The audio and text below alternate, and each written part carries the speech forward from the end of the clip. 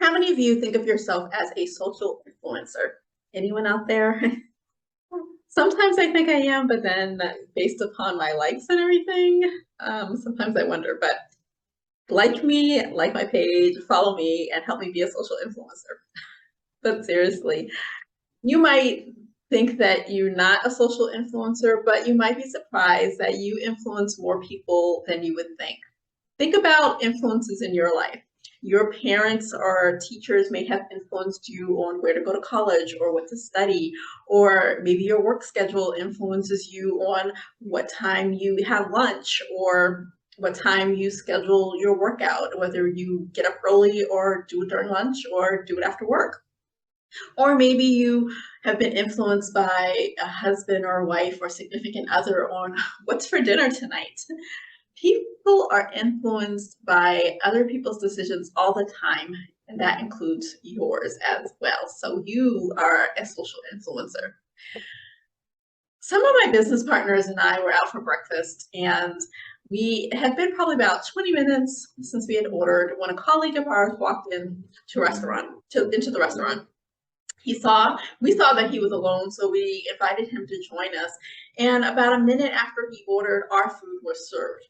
Well, when he saw that one of the ladies had strawberry cream pancakes and fruit that I had ordered, and someone else had some bacon or sausage, he quickly decided to change his order to what she got, the strawberry pancakes and a side of fruit like I had. And for this young man who was fit and in shape and changing his meal from something healthier option to strawberry cream pancakes wasn't such a big deal. But for someone who may be overweight or obese and is struggling to lose weight, these type of social influences when others are eating could actually be detrimental for their success. As a matter of fact, people's eating decisions are often influenced by others when they're eating out socially. According to one study, obese women are 29% more likely to consume more when they're eating with their friends and family than when they're eating alone, or even when they're eating with someone that they might not know very well. So aside from eating with other people who are super healthy eaters and may be able to persuade or influence you to eat healthier too, it's important for you to set a goal, to plan and to track in order for you to know what you're eating, when you're eating, and to be ready for these type of social influence that might show up. So for you to be your own influencer and attract the healthy life that you want to create and the healthy weight that you want to create. One time I was fasting and I was out with my husband and his brother and sister. And he didn't tell them, he regretted to tell them that I wasn't actually eating with them, but I had plans in advance. So I ordered food to go, and my brother was just flabbergasted that I wasn't eating with them. And he was like, what are you here for, just a prop? And I was like, what? No, I'm here for your company. I'm here to celebrate and to rejoice with you in the day and see what's going on with you and your sister and all of that. Like, I'm not here to simply eat. But these type of social influences are what we come up against all the time when we're out with people and sometimes feeling pressured to eat just because they're eating, or to have a drink if you're out at happy hour or something after work. So it's important, again, to plan and to track. When you think about it, anyone who is successful at anything in their life has some type of plan and has some type of tracking mechanism for themselves. High performers track all the time. So we want to plan and we want to track, and we want to create that healthy weight. One of the top predictors for weight loss, success, and sustainability, which is most important, and the key, one of the questions I get asked all the time is, how do I sustain, how do I maintain? Tracking is the key. Like I just said, high performers track all the time. What you track, you will attract. So, how many of you in your business or at work are not paying attention to your money or your KPIs? Anyone out there not paying attention to these things? Most of you probably have some type of Excel spreadsheet, a Google sheet, or project planner that you can bring up and know exactly what your goals are, where you are at, or your goals, your finances, your KPIs at a moment's notice. But if you're not tracking, then you have no idea how much money is going in or coming out, whether your project is on track or not, or if you're going to hit that quarterly or yearly goal. I had been a project manager in corporate America for almost 20 years. And it was crucial to pay attention to three main things when you're managing a project: scope, cost, and time. These three things were the indicators to let the team know, to let the stakeholders know whether a project was on track and moving in the right direction or not. The same comes true when it comes to your weight. There are indicators that are important to track to know if you're going to hit your goals, if you're moving in the right direction or not, or if you might be off track. So when was the last time you stepped on the scale? When was the last time you took your measurements?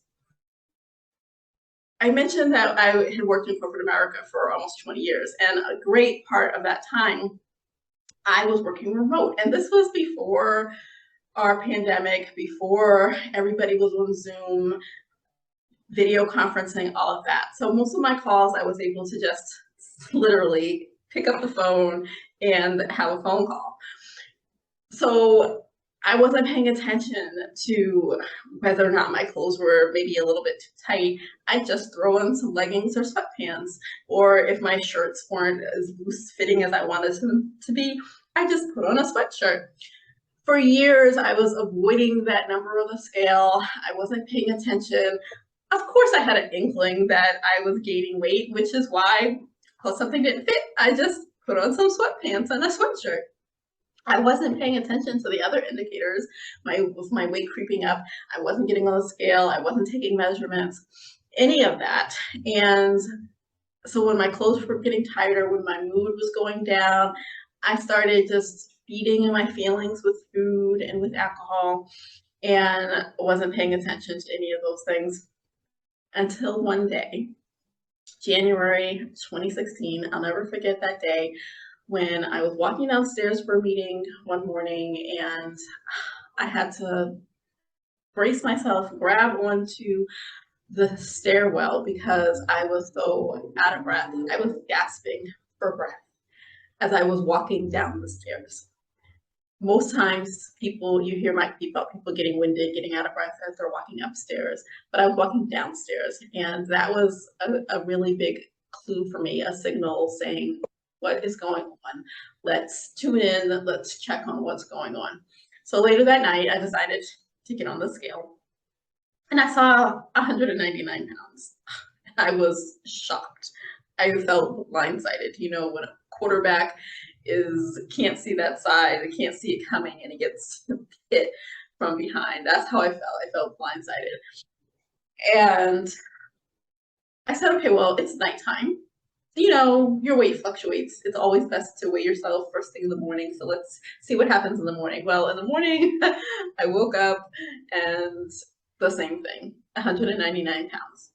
Now, you might not be able to tell in the video here, but I am 5'3" and a quarter. I had that extra quarter. Yes, I'm 5'3" and a quarter. So 199 pounds on a 5'3" frame is not healthy. It's not a good weight to be at.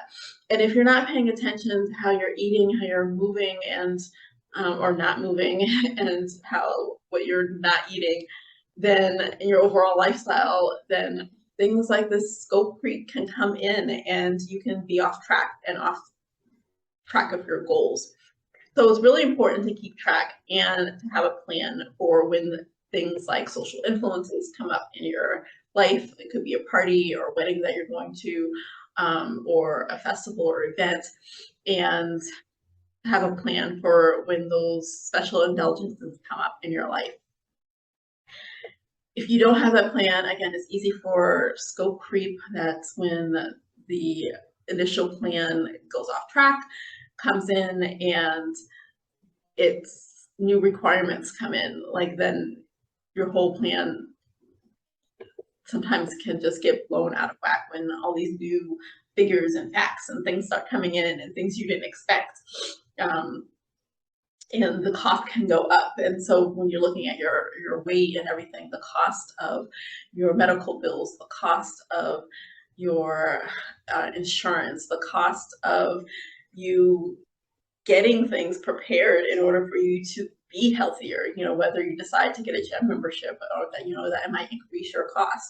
But even your time that you have in your life, the time that you spend with family and friends, that might be a cost for you, because sometimes a lot of people, when they are gaining weight and everything, you might feeling a little uncomfortable in your own body, so you might not want to be with your friends and you might not want to go out. I had someone tell me one time that she loved to dance, and she loved to go out with her friends and do like salsa and everything, and she felt ashamed that she had gained so much weight during a recent pandemic that she didn't want to go out anymore. So it was costing her time with her friends and her family, and costing her the things that she loved to do. So when you are reaching and moving toward your goal of a healthy weight, then it's important to go to the grocery store with a plan. Studies have shown that without a grocery list or something, oftentimes people will walk the store and just pile their cart up with unhealthy snacks, especially if they go when they're hungry, and chips and cookies. So planning what you're going to buy, planning your dinner, so when you're rushing home from work or a meeting and you don't have to worry about, okay, what am I going to do when I get home? I don't feel like cooking. And you end up stopping for takeout or fast food. Or you might be feeling stressed at the end of the day and a little bit overwhelmed by what's happened that day. And so you might start fueling your feelings with food like I had done, or a couple extra glasses of wine here and there, that fruity cocktail. Those hidden calories start to creep up on you. If you're waking up late or you're leaving work late, so you skip your workout for the day, and that turns into the next day, and you're like, oh, I'll start on Monday, and then every other Monday goes by and you haven't started yet. So doing these things on a continuous basis changes the course of your goals. It changes your health project, your weight loss project that you're on, and it steers you off track. And then your stakeholders get upset. So the stakeholders in your life, think about it, your friends, your family, who are paying the cost of you not having the energy to go out, or you not having the time to go out to spend with them, or just feeling uncomfortable with going out and being seen with people. But it's paying the cost for the most important stakeholder in your life, and that is you. You are your most important stakeholder. You have one body to be able to do all the things you want to do, live the life to your fullest, illuminate your potential so that you can live your best life. And to do that, it's time to create that healthy weight loss. So how do you do it? It doesn't happen by accident. Anything that you set a goal for doesn't happen by accident. You think of there's no accidental billionaires, there's no accidental gold Olympic champions. Nothing happens by accident. And so it is with your healthy weight and your goals. People don't accidentally become healthy, lean, and fit, at least not in the society. And truth be told, that these days, especially when you look at the standard American SAD diet, that everything is really stacked against you to go in the opposite direction of health and healthy weight release. So it's important for you to stack things in your favor and create that healthy weight loss. So here are the 6 steps that you can start with to start stacking things in your favor. One is to cook at home. Cooking at home is less expensive. A lot of times I hear people like, oh, cooking healthy cooking, it can be expensive, but studies have shown on average that eating out is much more expensive something you're doing on a regular basis. I remember one time I was doing a 21-day financial fast, and part of the fast was paying for everything in cash and then only spending on necessities. So I cut down eating out and going out to eat quite a bit. It was something that my husband and I had done on a regular basis, and I cut it out quite a bit. And at the 21 days, I had saved about $1,200. I was shocked that I was able to save $1,200 in just 21 days simply by cutting out going out to eat. So cooking at home is one of the ways that you can stay on track and also illuminate your potential, live your best life, because you're saving more money. So that money can go to other things that you want to do in your life and help you to illuminate your potential. Then you want to R, well, not then, but these aren't in any particular order, but the R of create is to reduce. Really, you want to eliminate, but reduce when you're starting out, because sometimes when you just try to go cold turkey and just eliminate everything at one time, you not only have a harder time struggling and sustaining your weight release. Those are the fad diets that you hear about, those fad diets that tell you to eliminate everything, go on some crazy cleanse, or drink lemon juice all the time, and that's not sustainable. So you want to move toward eliminating things, but you want to start reducing it. And also because a lot of times people, unbeknownst to them, are actually addicted to sugars and those chemicals in the unhealthy food, and you will have withdrawal symptoms from those things. So reducing the junk food and the processed food. Then the E is to eat more fruits and veggies. I always recommend that people do this first, is to add before you reduce, add before you subtract. So eat more fruits and veggies. That increases your intake of quality, high fiber, complex carbohydrates. Strive to half your plate with fruits and vegetables. I say half your plate with produce is a good goal. Then aim for 7 to 8 hours of sleep. A minimum of 6 hours is like your bare minimum, and then a maximum of 9 hours, because too much sleep is also not good for you. So aim for that 7 to 8 hours of sleep. The T of create is to team up. Team up with friends and family to get extra support, or have an accountability partner, or maybe you're someone who might have to hire a health coach.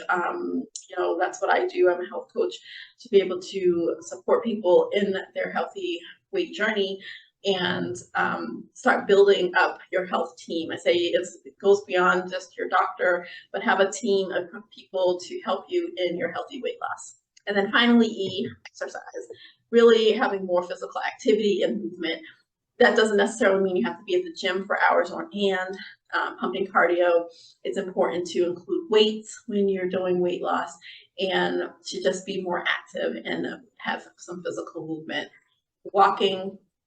Simply walking 10 minutes vigorously 3 times a day can do it for you.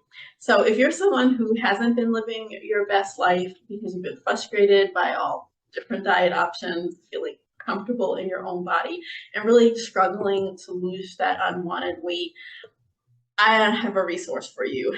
This resource can help you begin to create that healthy life for you, help you to shine, and get you on a path to healthier health. When your journey begins with creating your healthy life, it begins with healthy habits. So I created the 9 healthy habits that you can start today. You can grab that at my Linktree site, linktr.ee/tips for life, and click on that first link you'll see there and grab your guide. Once you get the guide, you'll also receive an email and opportunity to book a complimentary fastest path to fat loss breakthrough session with me. And in this session, I work with you to customize and create that customized path just for you, so that you can start illuminating your potential, living your best, healthiest life, and becoming your own influencer. So go grab that guide. I'll put the link up here so you can see it real quick too, and make sure you grab your guide so that you can get the 9 healthy habits you can start today at the link tree, linktr.ee/tips for life, and begin creating your healthiest self and illuminating your potential.